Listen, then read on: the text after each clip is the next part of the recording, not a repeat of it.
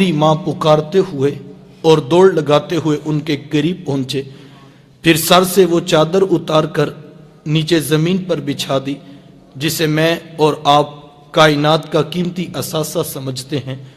اپنی والدہ کو اس چادر کے اوپر بٹھایا، کان لگا کر ان کی ساری باتیں سنی اور ان کے سارے دکھڑے حل کر دیے۔ یہ ہے شریعت، یہ ہے سیرت جو حضور لے کر آئے۔ فتح مکہ ہوا تو حضور علیہ السلام کی رضائی خالہ حضرت حلیمہ سعدیہ سلام اللہ علیہ کی بہن حضور سے ملنے کے لیے آئیں۔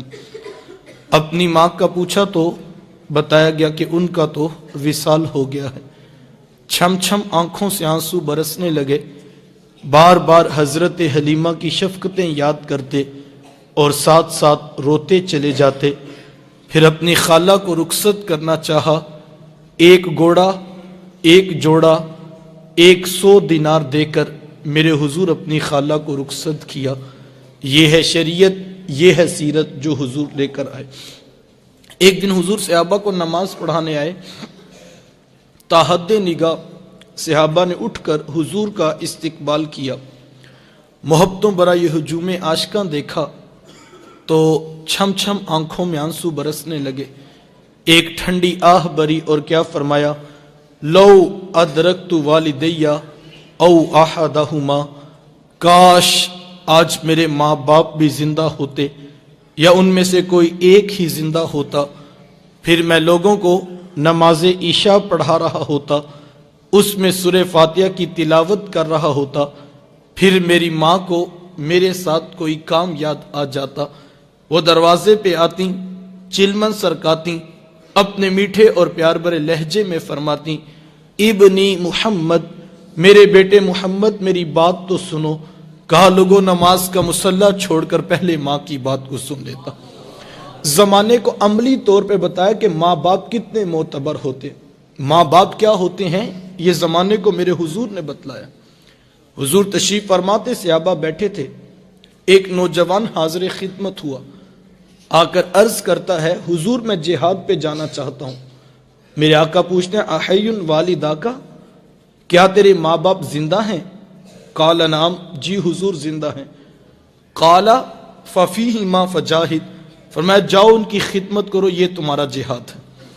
ماں تڑپ رہی ہو، بیٹا جہادی تنظیم کے ساتھ جہاد کرتا پھرے، اللہ کی قسم عرش کا رحمان ناراض۔ باپ کو ضرورت ہے بیٹے کی اور بیٹا تبلیغی گشت پہ نکلا ہوا ہے، اللہ کی قسم عرش کا رحمان ناراض۔ ماں باپ بیماری میں گرے ہیں، وہ فالج میں مبتلا ہیں، اور بیٹے پیر کی چوکھٹ پہ جھاڑو دیتے پھرتے ہیں، اللہ کی قسم عرش کا رحمان ناراض۔ یہ آج کے 2 نمبر اور ڈبے پیر تو حیثیت کیا رکھتے ہیں؟ اگر کوئی شخص ماں باپ کو تڑپتا چھوڑ کر حضور غوث اعظم رضی اللہ تعالی عنہ سے بھی فیض لینا چاہے تو اسے کچھ نہیں مل سکتا۔ پہلی مرشد تو ماں ہے، سب سے بڑا پیر تو تیرے گھر تیرا باپ بیٹھا ہے، ان کی خدمت کر، یہ تیرے لیے جہاد جیسا افضل عمل ہے۔ اور یہ میں نہیں کہہ رہا، یہ اللہ کے رسول فرما رہے۔ لیکن آج ہم معاشرے کا محاسبہ تو کریں، کوئی تحریک کے پیچھے بھاگ رہا ہے، کوئی تنظیم کے پیچھے بھاگ رہا ہے، کوئی انقلاب میں حصہ ڈالنے جا رہا ہے، کوئی پیر کی چوکھٹ مل کے بیٹھا ہے، کوئی دوستوں کی ٹولیوں کو آباد کرنا زندگی کا مشن سمجھتا ہے۔ اگر تو ماں باپ اجازت دیتے ہیں، دیگر بھائی ان کی خدمت کے لیے موجود ہیں، تو یہ ایک الگ بات ہے، ورنہ ماں باپ کو تڑپتا چھوڑ جائے اور یہ خیال کرتا پھرے کہ میرے لیڈر سے مجھے کچھ ملے گا، تو کسی چوکھٹ سے کچھ نہیں ملے گا۔ یار یہ کیسا ستم ہے کہ صبح کے وقت 60 سال کا بوڑھا باپ جوان بیٹے کی منت کرتا ہے اور کہتا ہے بیٹا آج دکان پہ رش زیادہ ہے، گاہکوں کی بھی بھیڑ ہے اور میری طبیعت کچھ ناساز ہے، تو تم ذرا دکان پر کچھ وقت زیادہ دینا۔ تو نوجوان آگے سے کیا کہتا ہے، کوئی جیتا ہے تو جیے، کوئی مرتا ہے تو مرے، میں نے پیر کے دربار پہ ضرور جانا ہے۔ یہ دین کس نے سکھایا ہے؟ یہ اللہ کے رسول کی تعلیمات تو نہیں۔ یار حضور علیہ السلام نے تو یہاں تک ارشاد فرما دیا کہ میں نماز کا مصلی چھوڑ کر پہلے ماں کی بات کو سن لیتا ہوں۔ اللہ اکبر۔ اس سارے مضمون کو 2 جملوں کے اندر سمو کے رکھ دیا اور ارشاد فرمایا، رضا اللہ فی رضا الوالد و سخط اللہ فی سخط الوالد۔ فرمایا جس کا باپ راضی ہے میں محمد ضمانت دیتا ہوں اس کا عرش کا رحمان بھی راضی ہے، اور جس کا باپ ناراض ہے اس کا عرش کا رحمان بھی ناراض ہے۔ کائنات کی قیمتی شے جنت تھی، کھینچ کر کے ماں کے قدموں تلے بچھا دی۔ ایک ایک رشتے کا تقدس معاشرے کو میرے حضور نے سکھلایا۔ آپ تاریخ عرب اٹھائیں، قرآن مجید کے اندر موجود ہے، جب کسی شخص کے ہاں بیٹی پیدا ہوتی تو شرم سے اس کا منہ کالا ہو جاتا۔ عزت اور آبرو بچانے کا ایک ہی راستہ ہوتا کہ وہ ماں کی ممتا بری گود سے پھول جیسی بیٹی کو چھینتا، گڑا کھود کر دھکا دے کر اوپر سے مٹی انڈیل کر جو ہے وہ فخر کرتا کہ میں گھر میں سانپ پیدا ہوا تھا تو اس کو آج میں نے دفن کر دیا۔ اس کی چیخیں، اس کی سسکیاں، اس کی آہیں باپ کے دل پر گداز نہ پیدا کر سکتی۔ اگر کسی کے ہاتھوں میں اتنی سکت تھی تو وہ اس قابل تھا کہ معاشرے میں سر اٹھا کے جی سکے۔ یہ وہ عرب معاشرہ ہے جسے قرآن مجید فرقان حمید نے بیان کیا۔ جب بیٹیوں کو زندہ درگور کیا جا رہا تھا، بہنوں کو ذبح کیا جا رہا تھا، اس دور میں میرے حضور کلمہ حق بلند کیا، اور حضور میں بیٹیوں کو ذبح کرنے والوں سن لو، فاطمہ تو بدعۃ منی، میری فاطمہ تو میرے جگر کا ٹکڑا ہے۔ یہ کلمہ محبت بھی ہے اور یہ کلمہ جہاد بھی ہے۔ آج میں اور آپ اپنی بہن یا بیٹی کے لیے کوئی پیار بری بات کہیں تو یہ بہت بڑی بات نہیں ہے کہ اس معاشرے میں بیٹی کی عزت ہے، بہن کا وقار ہے۔ یوں ہی تو نہیں بوڑھا باپ جھکی ہوئی کمر پر بوریاں لاد لاد کے مزدوری کر رہا ہے کہ میں نے اپنی بہن کے، اپنی بیٹی کے ہاتھ پیلے کرنے ہیں۔ جوان سال بائی فیکٹری میں اوور ٹائم لگا رہا ہے، یونیورسٹی کے بعد 3 ٹیوشنیں پڑھا رہا ہے، جہیز کی ایک ایک چیز خرید کر وقت نکال کر اس کو اہم ذمہ داری سمجھ رہا ہے۔ یار یہ باپ تو ذبح کرتا تھا، یہ بھائی تو زندہ درگور کرتا تھا، ان کے سینے میں اتنا پیار کس نے بھر دیا؟ ماں باپ جب بیٹی کو رخصت کر رہے ہوتے ہیں ان کی آنکھوں میں پھوٹ پھوٹ کے آنسو بھر رہے ہوتے ہیں، بھائی غش کھا کے نیچے گر رہے ہوتے ہیں کہ ہم سے بہن کی جدائی کا منظر نہیں دیکھا جاتا۔ یار یہ تو ذبح کرتے تھے، یہ تو زندہ درگور کر دیتے تھے، ان کے سینے میں اتنا کوٹ کوٹ کر پیار کس نے بھر دیا؟ جواب ایک ہی ملے گا، یہ فیض ہے آمینہ کے لال کا، جنہوں نے کٹتی بچیوں کو عزت کی دہلیز پہ کھڑا کر دیا۔ حضور علیہ السلام نے ایک دن گھر تشریف لائے تو ام المومنین حضرت عائشہ صدیقہ رضی اللہ تعالیٰ عنہ عرض کرتی ہیں کہ حضور آج بڑا عجیب ماجرا ہوا۔ تو حضور میں عائشہ آج کیا ہوا؟ عرض کی حضور ایک حبشیہ نیاد عورت آئی اور اس نے آ کر دروازے پہ صدا لگائی۔ میں نے گھر میں تلاش کیا کہ سائل کو دینے کے لیے کچھ مل جائے، تو تلاش بسیار کے بعد مجھے ایک خوش کھجور ملی تو میں نے وہی اس کو صدقہ کر دیا کہ نبی کی چوکھٹ ہے اور سائل خالی نہ پلٹے۔ حضور اس نے اس کھجور کو 2 حصوں میں توڑا اور ایک دائیں جانب والی بیٹی کے منہ میں ڈال دیا اور ایک بائیں جانب والی بیٹی کے منہ میں ڈال دیا۔ حضور اس کو خود بھی بھوک لگی تھی، اس کا پیٹ کمر سے لگا تھا، لیکن اس نے خود کچھ نہیں کھایا اور سب کچھ اپنی بیٹیوں کو کھلا دیا۔ یہ کہتے کہتے ام المومنین آپ دیدہ ہو گئیں، آنکھوں سے آنسو ٹپکنے لگے۔ تو حضور میں اے عائشہ سنو، اگر کل قیامت کے دن ان بچیوں کی ماں کو جہنم میں جانے کا حکم ہو گیا تو یہ بیٹیاں درمیان میں آڑ بن کے کھڑی ہو جائیں گی۔ مالک ہم تو اپنی ماں کو جہنم میں نہیں جانے دیں گی، اللہ ان بچیوں کی سفارش قبول کر کے ان کی ماں کو جنت کی راحت عطا کر دیں گے۔ کہاں بیٹیاں باعث شرم سمجھی جاتی تھیں اور کہاں دخول جنت کا سبب قرار پائیں۔ بہنیں کیا ہوتی ہیں یہ زمانے کو میرے حضور نے بتلایا۔ آپ جانتے ہیں حضور کا نہ کوئی سکا بھائی تھا اور نہ کوئی سکی بہن تھی۔ میرے حضور در یتیم ہیں۔ سینہ صدف میں اکیلے پرورش پانے والے موتی کو در یتیم کہا جاتا ہے۔ حضور بطن آمنہ میں اکیلے پرورش پائی ہے، لیکن جب رضاعت کا شرف عطا کرتے ہوئے میرے حضور حضرت حلیمہ سعدیہ سلام اللہ علیہا کے ہاں تشریف لے گئے تو ان کی ایک بیٹی تھی جن کا نام شیمہ یا شیمہ بتایا جاتا ہے۔ وہ رشتے میں میرے حضور کی رضائی بہن لگتی تھی۔ قبیلہ بنو سعد کے رواج کے مطابق شام کو جب مائیں کھانا پکانے لگتی تو بہنیں اپنے بھائی گود میں اٹھا کر باہر کھلے میدان میں آ جاتی۔ ہر بہن کی گود میں اس کا بھائی ہوتا اور وہ اپنے بھائی کے حسن کے قصیدے پڑھ رہی ہوتی۔ اگر کسی کے بھائی کا رنگ کالا ہوتا تو وہ کہتی جناب رنگ کالا ہے تو کیا ہوا، میرے بھائی کے نقوش دیکھو کتنے خوبصورت ہیں، اس کی اٹھی ہوئی ناک، اس کی جیل جیسی خوبصورت آنکھیں تو دیکھو کتنی پیاری ہیں۔ تو وہ نقوش کو معیار حسن قرار دیتی، اور اگر کسی کے بھائی کا رنگ گورا چٹا ہوتا تو وہ کہتی رنگ نہیں تو کچھ نہیں، حسن تو ہوتا ہی سارا رنگت میں ہے، میرے بھائی کا رنگ دیکھو کتنا نکھرا ہے۔ تو یہ بحث مباحثہ چل رہا ہوتا اور کوئی بہن ہار ماننے کو تیار نہ ہوتی۔ اتنے میں ایک سمت سے حضرت شیمہ اپنا ویر محمد اٹھا کے لے آتی، کہتی ذرا میرے ویر کا مقابلہ بھی تو کرو نا۔ وہ کہتی نہیں شیمہ، تیرے ویر کا مقابلہ تو نہیں نا، تیرا تو ساروں کا سردار لگتا ہے۔ کتب میں آتا ہے حضرت شیمہ کا سر فخر سے بلند ہو جاتا، وہ حضور کو سینے سے چمٹا لیتی اور دعا دیتی ربنا ابقِ لنا محمدا، شاءاللہ میرے ویر محمد کو نظر نہ لگے۔ آج میں دیکھ رہی ہوں بچوں کا سردار ہے، کل اپنی آنکھوں سے دیکھوں جوانوں کا بھی سردار بنے۔ زندگی کے لیل و نہار گزرتے گئے، حضرت شیمہ کی شادی ہو گئی۔ مدنی دور کی کہانی ہے، اتفاق سے جس قبیلے میں حضرت شیمہ کی شادی ہوئی تھی، حضور کے صحابہ کی لڑائی اور جنگ اسی قبیلے سے ہوئی۔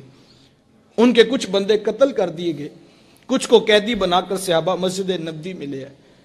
عرب کے رواج کے مطابق قیدیوں کو چھڑانے کے لیے قوم کے سردار فنڈ اکٹھا کرنے کے لیے نکلے، ہر دروازے پہ جا کر دستک دیتے اور فنڈ مانگتے۔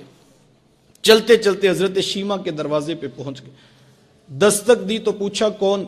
کہا قبیلے کے سردار ہیں، فنڈ اکٹھا کر رہے ہیں، تم بھی اپنا حصہ ڈالو۔ تو کہا کہ یہ فنڈ کس لیے اکٹھا ہو رہا ہے، یہ رقم کیوں جمع کی جا رہی ہے؟ تو کہا مدینے میں ایک شخص ہے، ادعائے نبوت رکھتا ہے، اس نے ہمارے لوگ پکڑے ہیں، ہم نے اپنے قیدی چھڑانے۔ تو کہا اس کا نام کیا ہے؟ کسی کی زبان سے بے ساختہ نکلا محمد صلی اللہ علیہ وسلم۔ ایک عرصے کے بعد حضور کا نام سنا تو آنکھوں میں بے ساختہ آنسو آ گئے۔ کہا اس نے تمہارے بندے پکڑے ہیں؟ کہا ہاں اس نے ہمارے لوگ پکڑے ہیں۔ کہا پھر فنڈ اکٹھا کرنا چھوڑ دو، مجھے ساتھ لے چلو۔ کہا تم کیا کرو گی؟ کہا میں تمہارے قیدی چھڑا کے لاؤں گی۔ کہا تم اسے جانتی ہو؟ کہا ہاں تمہیں نہیں پتا، وہ میرا بچپن کا ویر لگتا ہے، وہ میرا بھائی لگتا ہے، میں تمہارے قیدی چھڑا کے لاؤں گی۔ حضرت شیمہ قبیلے کے سرداروں کو ساتھ لیا، حضور کے خیمہ نوری کی طرف سفر شروع کیا۔ یہ وہ وقت تھا جب ادب کی آیتیں نازل ہو چکی تھی۔ خبردار میرے رسول کی آواز سے آواز بھی اونچی نہ کرنا، ورنہ زندگی کی ساری کمائی غارت کر کے رکھ دوں گا۔ میرے محبوب کی چوکھٹ پہ آنا چاہتے یوں ہی اٹھ کے نہ آ جاؤ، بلکہ پہلے گھر جاؤ، کوئی چیز لو، پھر بازار میں آؤ، کوئی فقیر تلاش کرو، اس کو صدقہ کرو، پھر میرے محبوب کی چوکھٹ پہ آؤ، تمہیں پتہ لگے تم کس عظیم بارگاہ میں حاضری کے لیے جا رہے ہو۔ صحابہ ننگی تلواروں سے در حبیب پہ پہرا دے رہے تھے۔ حضرت شیمہ اس خیال سے کہ میں اپنے بھائی اور ویر کو ملنے جا رہی ہوں، جب آگے بڑھنا چاہا تو پہرے داروں نے تلواریں سونت دی۔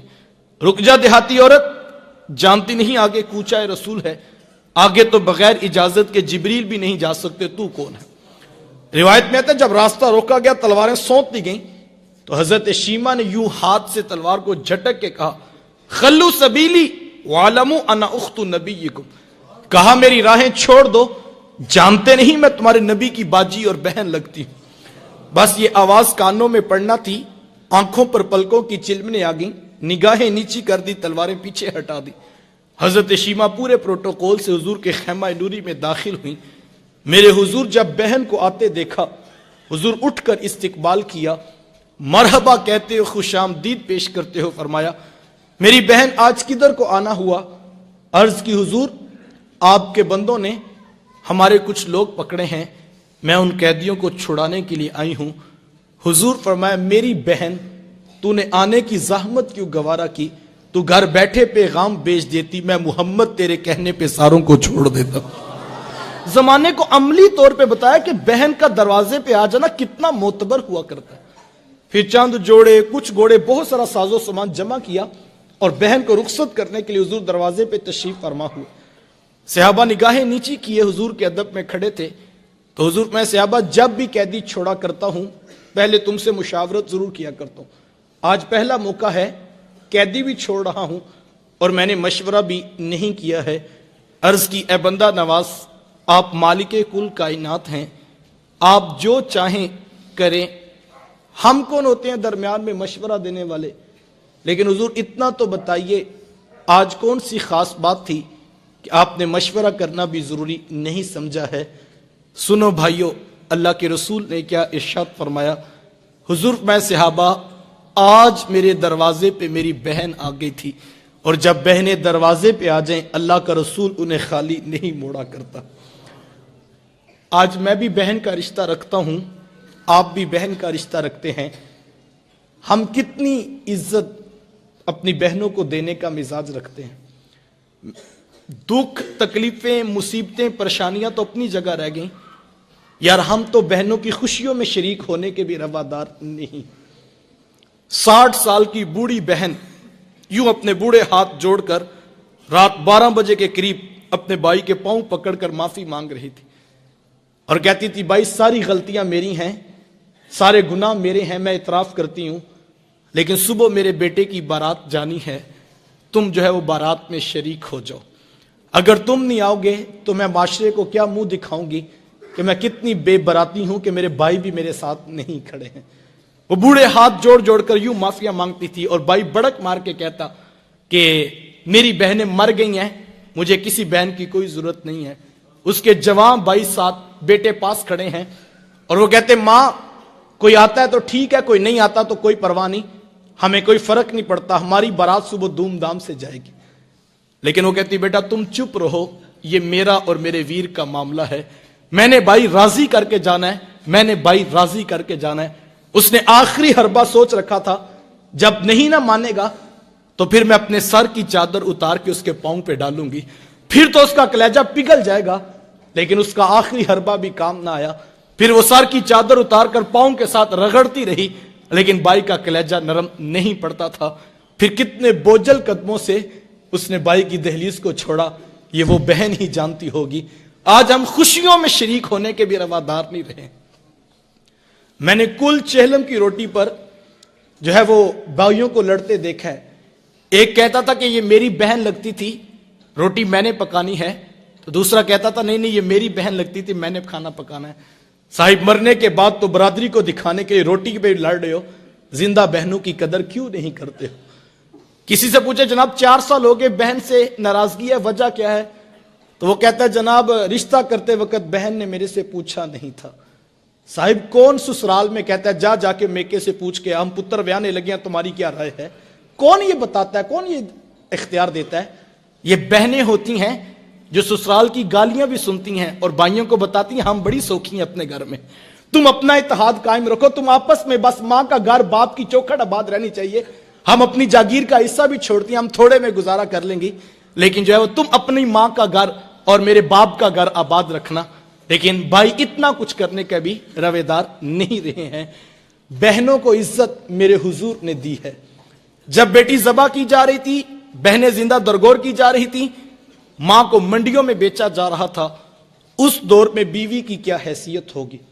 جبکہ آج کے تہذیب یافتہ دور میں بھی کچھ لوگ بیوی کو پاؤں کا جوتا خیال کرتے ہیں۔ میرے حضور ازواج مطہرات کے ساتھ جو محبتوں بری داستانیں رقم کی ہیں، معاشرہ ان کی مثال نہیں لا سکتا ہے۔ کسی کو حضور حمیرہ کہہ کے پکارتے ہیں، کسی کے لیے بکری کا بچہ ذبح کرتے ہیں اور گوشت کے مختلف ٹکڑے ان کی سہیلیوں کے ہاں بیچتے ہیں۔ حضور کثرت سے حضرت خدیجہ الکبریٰ رضی اللہ تعالی عنہا کا ذکر کیا کرتے ہیں۔ سیدہ عائشہ صدیقہ رضی اللہ تعالیٰ عنہ فرماتی ہیں کہ میرا جو ان سے رشتہ تھا تو ایک دن مجھ سے نہ رہا گیا اور میری زبان سے بے ساختہ نکل گیا، حضور اللہ نے آپ کو بہتر ازواج عطا کر دی ہیں اور آپ ابھی تک اس بوڑھی عورت کا ذکر نہیں چھوڑتے ہیں۔ پھر حضور کے چہرے پہ جلال آ گیا اور حضور میں اے عائشہ مجھے خدیجہ کے بارے تکلیف نہ دو، جب پورے مکے نے میرا انکار کیا تھا ایک خدیجہ تھی جس نے میرا اقرار کیا تھا، میں اسے کیسے بھول سکتا ہوں؟ جب زمانہ میری مخالفت کرتا تھا، معاشرہ میرے خلاف کھڑا تھا، لیکن ایک خدیجہ تھی جو میری محبت کا دم بھرا کرتی تھی۔ ماتے پھر میں نے ہمیشہ محبتوں کا اظہار کیا اور یہی حضرت خدیجہ الکبریٰ رضی اللہ تعالی عنہا ہیں۔ جب ان کا وقت آخر قریب آیا تو سیدہ فاطمہ الزہرا رضی اللہ تعالی عنہا کو بھیجا اور کہا بیٹا جاؤ جا کے حضور سے چادر رحمت مانگ لو۔ سیدہ حاضر خدمت ہوئی اور آ کر عرض کی کہ میری والدہ چادر مانگ رہی ہیں۔ حضور نے چادر بھی اتار کر پیش کر دی اور ساتھ فرمایا بیٹا کہ ماں سے پوچھو یہ چادر کیا کرنی ہے۔ یہ کہتے کہتے حضور بھی ساتھ تشریف لے آئے اور حضور میں خدیجہ تو نے چادر کیا کرنی ہے؟ عرض کیا کہ حضور جو میرا بخار ہے لگتا یوں ہے کہ جیسے جان لیوا ثابت ہوگا. میری آرزو یہ ہے کہ مجھے کفن آپ کی چادر رحمت میں دیا جائے. یہ حضور کی سیرت کا کتنا بڑا ریفرنس ہے کہ بیوی آرزو کر رہی ہے اگر مجھے شوہر کی چادر میں کفن مل گیا تو یہ میرے رب کے حضور بھی میری بخشش کی ضمانت ہوگی. حضور نے چادر بھی اتار کر پیش کر دی اور ساتھ تاریخ ساز جملہ ارشاد فرمایا خدیجہ تو نے تو صرف چادر مانگی ہے، لو ارتی جلدی لآتیتکی، اگر تم مجھ محمد کی جلد بھی مانگتی میں وہ بھی اتار کے پیش کر دیتا. زمانے کو ایک ایک رشتے کا تقدس میرے حضور نے سکھلایا. بھائی کیا ہوتے ہیں یہ زمانے کو میرے حضور نے بتلایا. حضور تشریف فرماتے صحابہ بیٹھے تھے، ایک نوجوان حاضر خدمت ہوا، آ کر عرض کرتا ہے حضور میں کماتا ہوں اور میرا بھائی کماتا نہیں ہے، اخراجات سانجے ہیں، ہم رہتے اکٹھے ہیں، تو میرے حصے کی کمائی بھی اس کی طرف چلی جاتی. اس طرح ایک کمانے والے بھائی نے نہ کمانے والے کی شکایت اللہ کے رسول کی بارگاہ میں پیش کی. آج گھر گھر کا دکھڑا یہی ہے، ہر گھر کی بنیادی لڑائی کی وجہ یہ ہے جو زیادہ کماتا ہے وہ دوسروں کو خاطر میں نہیں لاتا. بڑا بھائی چھوٹوں کے لیے بے پناہ محبت کے جذبات رکھتا ہو لیکن اس کی آمدن تھوڑی ہو تو چھوٹے بھائی اس کو تانا دیتے ہیں کہ تو نے باپ کے بعد کون سی ہماری لیے جاگیر بنا کے رکھی ہے، تیری اولاد تو ہمارے اخراجات پہ پلتی، تیرے بچوں کی فیسیں تو ہم جمع کرواتے ہیں. تانے کس بات پر دیے جا رہے ہیں کہ اس کی آمدن صرف تھوڑی ہے. لیکن میرے حضور کتنا خوبصورت دین لے کر تشریف فرما ہوئے، اور میں یہ سمجھتا ہوں اس ایک بات کو اگر دل میں جگہ دے لی جائے تو چھوٹی چھوٹی باتوں پر یوں گھر ٹوٹنے کی طرف کبھی بھی نہ آئے. عرض کی حضور میں کماتا ہوں، میرا بھائی کماتا نہیں ہے، رہتے اکٹھے ہیں، اخراجات سانجے ہیں، تو میرے حصے کی کمائی بھی اس کی طرف چلی جاتی ہے. میرے حضور بے ساختہ ارشاد فرمایا، حضور فرمایا ہو سکتا ہے اللہ تجھے رزق تیرے اس بھائی کی وجہ سے دے رہا ہو جو کماتا نہیں ہے. یہ کتنی بڑی بات ہے. یہ تو کرم ہو گیا کہ تیرا ہاتھ دینے والا بنا دیا، لینے والا نہیں بنایا. اگر تیرا ہاتھ لینے والا بنا دیتے تو کیا کر سکتا تھا؟ تو بھی تو اسی ماں کی آغوش سے پلا ہے، تو بھی تو اسی باپ کی اولاد ہے. تیری رگوں میں کوئی الگ سے خون تو نہیں دوڑتا، تیرے دماغ میں کوئی الگ سے سوتے تو نہیں پھوٹتے. تجھے اپنی ڈگریوں پہ ناز ہے، تیرے سے بڑی بڑی ڈگریوں والے لوگوں کے آگے خاک چھانتے پھرتے ہیں. ساری برادری پورا خاندان نیچے رہ گیا، چچا تائے نیچے رہ گئے، 30 سال سے کاروبار کرنے والے. تیرا ستارہ اوجے سریا کی بلندیوں کو چھونے لگا. تجھے اس لیے اونچا تو نہیں کیا تھا کہ تو ایم پی ایم این اے کے ہاں عید کے گفٹ بیچتا پھرے، تو جو ہے وہ کلونی والوں کے ساتھ رشتہ داریاں جوڑتا پھرے، تو وزیر مشیر سے وزیر اعظم تک رسائیاں حاصل کرتا پھرے. تجھے اونچا اس لیے کیا تھا تو پلٹ کے پھر نیچے دیکھتا اور جو نیچے رہ گئے تھے ان کو کھڑا کرنے کا مزاج پیدا کرتا. وہ کسی دانشور نے کسی کروڑ پتی سے پوچھا تھا کہ جناب آپ کروڑ پتی کیسے بن گئے؟ تو اس نے بے ساختہ کہا میں نے اپنے نیچے والوں کو لاکھ پتی بنا دیا، قدرت نے مجھے کروڑ پتی بنا دی. جو نیچے محبتیں بانٹتا ہے اللہ اس کو اوپر سے رزق کی فراوانی عطا کرتا ہے. ہم سمجھتے ہیں کہ امیر کے ساتھ تعلق بنے گا تو پھر ہم اوپر جائیں گے. نہیں صاحب، اگر غریب بھائی کی قدر کرنے کا مزاج بنا لو تو یہ اتنا خوبصورت وظیفہ ہے کہ یہ رزق میں برکت کا سما کرتا ہے. حضور علیہ السلام سے صحابہ نے ایک دن پوچھا کہ حضور رزق میں برکت کا وظیفہ تو بتائیے. تو حضور فرمایا کہ تمہیں رزق میں اور عمر میں برکت کا وظیفہ نہ بتا دو. عرض کی حضور آپ ارشاد فرمائے ٹوٹے رشتوں کو جوڑا کرو، اللہ رزق میں بھی برکت دے گا، اللہ عمر میں بھی برکت دے گا. یہ برکت کا وظیفہ تھا، لیکن آج ہم اس سے کوسوں جو ہے وہ دور چلے گئے. ہر چیز کا حساب 2 + 2 4 نہیں ہوتا ہے. صاحب کچھ اخلاقیات بھی معاشرے کے اندر اس وقت جو ہے پھیلانے کی ضرورت ہے. اور میں یہ کہتا ہوں اگر اسلام کی تعلیمات کو بغور دیکھیں تو اسلام کا کیسا خوبصورت حسن ہے. یہ روایت آپ نے علماء سے سنی ہے کہ جو شخص 40 قدم کسی میت کو کندھا دے، کسی جنازے کے ساتھ چلے تو کندھے کے جدا ہونے سے پہلے اس کے صغیرہ گناہوں کو بخش دیا جاتا ہے. یار کس کے گناہ بخشے جا رہے ہیں؟ جو ایک مردہ کے ساتھ، زندہ کے ساتھ نہیں، مردہ کا سہارا بن کے کھڑا ہو. کتنی دیر کے لیے؟ 40 قدم.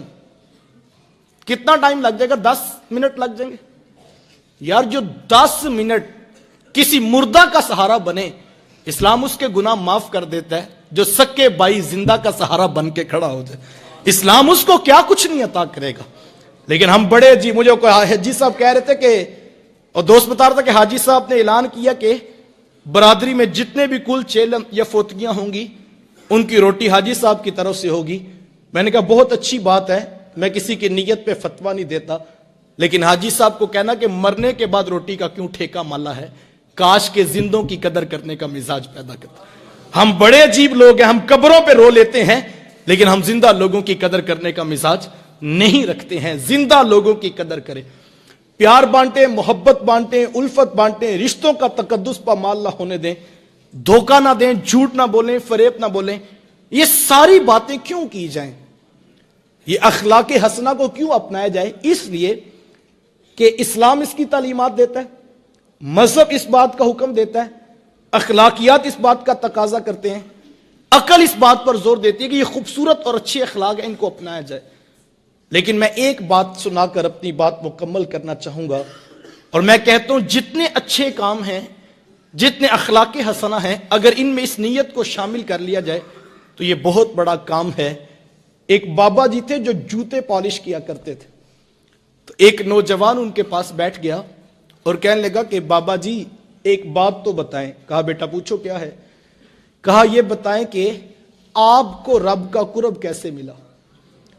تو وہ درویش کہنے لگا کہ بیٹا مجھے تو یوں ہی جوتے پالش کرتے کرتے رب بھی مل گیا، اس کا رسول بھی مل گیا.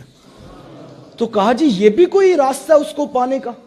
لوگوں نے تو اتنی محنتیں کی، ریاضتیں کی، عبادات، مسلسل مجاہدے کرتے رہے، اور آپ کہتے ہیں کہ جوتے پالش کرنے سے رب مل جاتا ہے. تو وہ بابا جی کہنے لگے بیٹا وہ جو اصول قانون ضابطے ہیں نا وہ اپنی جگہ پہ ہے، میں ان کی نفی نہیں کرتا. تم نے پوچھا کہ آپ کو رب کیسے ملا، تو مجھے تو یوں ہی جوتے پالش کرتے کرتے اپنا رب بھی مل گیا، اپنا رسول بھی مل گیا. تو نوجوان کہنے لگا بابا جی اس راز سے پردہ تو اٹھائیں. تو جو بابا جی نے بات کہی وہ بڑی خوبصورت تھی.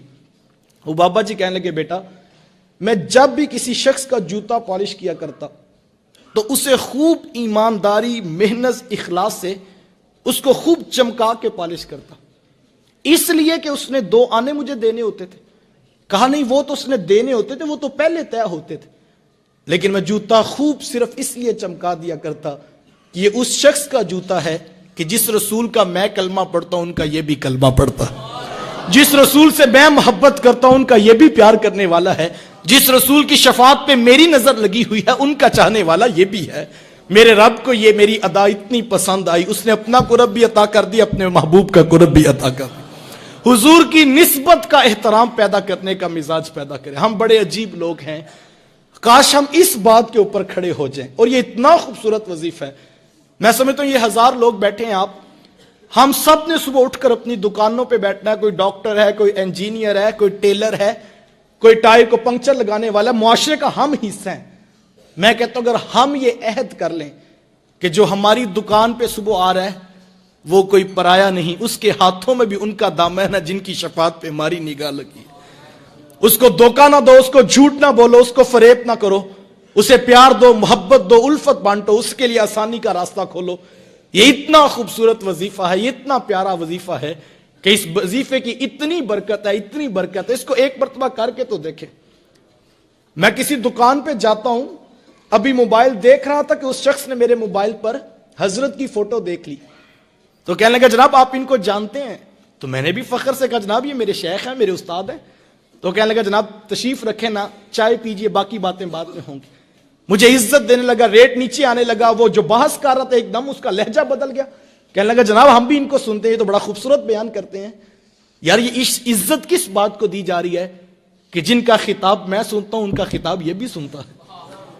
کوئی آ جائے جناب آپ کس سلسلے سے بیعت ہے؟ میں جناب نقشبندی ہوں. بڑی اچھی بات ہے جناب، ہم بھی وہاں پر بیعت ہے، ہم گولڈا شریف بیعت ہیں، ہم سیال شریف بیعت ہیں. یہ ساری نسبتیں بہت اچھی، یہ بڑی خوبصورت، بڑی بابرکت ہیں. لیکن یار کوئی آ جائے اس کے پاس بیعت کا رنگ نہ بھی ہو، اس کے پاس گنبد خضرا کے مکین کی بیعت ہو، اس کی عزت کرنی چاہیے یا کہ نہیں کرنی چاہیے؟ اور میں کہتا ہوں جو اس بات پہ محبتیں بانٹے پھر تو رب فرشتوں کی بھی ڈیوٹیاں لگاتا ہوگا نا کہ گاہکوں کا رخ اس دکان پہ موڑ دو. یہاں پر گاہکی نہیں دیکھی جاتی، یہاں محمد کی نسبت دیکھی جاتی ہے. یہاں میرے رسول کی امت کو پیار دیا جاتا ہے. اور اگر کوئی شخص سرے بازار کھڑا ہے, وہ ایک بزرگ تھے, وہ فرمایا کرتے تھے کہ بیٹا کام بڑے نہیں ہوتے, کاموں کی نیتیں بڑی ہوتی ہیں. ہم سمجھتے ہیں کہ اوپر سے بڑا انقلاب گرے گا تو پھر ہم کام کریں گے. یا کام جس شعبے کا بھی کرتے ہو ساتھ میں نسبت رسول کی شامل کر لو. تو ایک سرے بازار شخص جو ہے سائیکل کے اوپر چھابڑی رکھ کر جو ہے وہ فروٹ بیچ رہا ہے, تو کوئی آ کے اس سے 1 کلو کے پیسے دیتا ہے, تو پوری تسلی کر کے ایک ایک دانہ جو ہے وہ اچھا ڈال کے دیتا ہے, اور کوئی داغی اگر ہاتھ میں آتا ہے تو اس کو پیچھے کر لیتا ہے. کیوں؟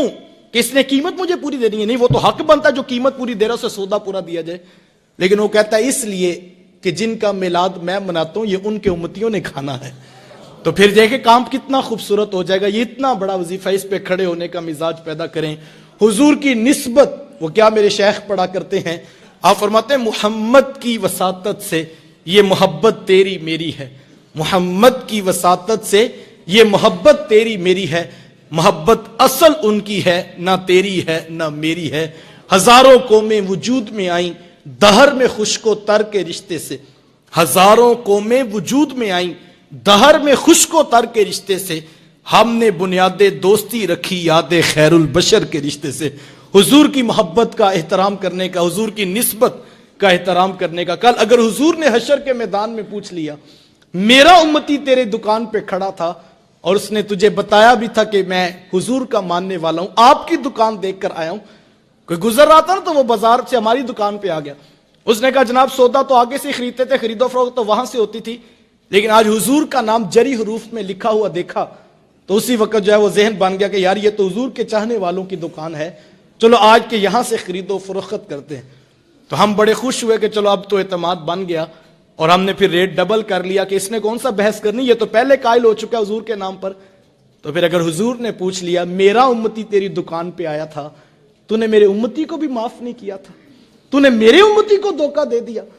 تو حضور کی امت, میرے شیخ فرمایا کرتے اگر میں آپ کے بچوں سے پیار کروں تو آپ کو اچھا لگوں گا نا, آپ میرے بچوں سے پیار کریں تو مجھے اچھے لگیں گے نا.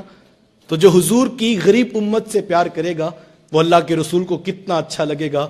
آؤ صاحبو پیار بانٹو, محبت بانٹو, الفت بانٹو. میں نہیں یہ کہتا کہ آپ ہزاروں پھول جو ہے راستے میں بکھیر دیں, آپ پھول نہیں بکھیر سکتے تو کم از کم کانٹے بچھانے کا مزاج تو چھوڑ دیجئے. آپ پھول نہیں بکھیر سکتے, کوشش کر کے کچھ کانٹے کم کرنے کی ہی ذمہ داری قبول کر لیجئے. آئیں امت کو جوڑ کر امت بن کر جینے کا مزاج پیدا کریں.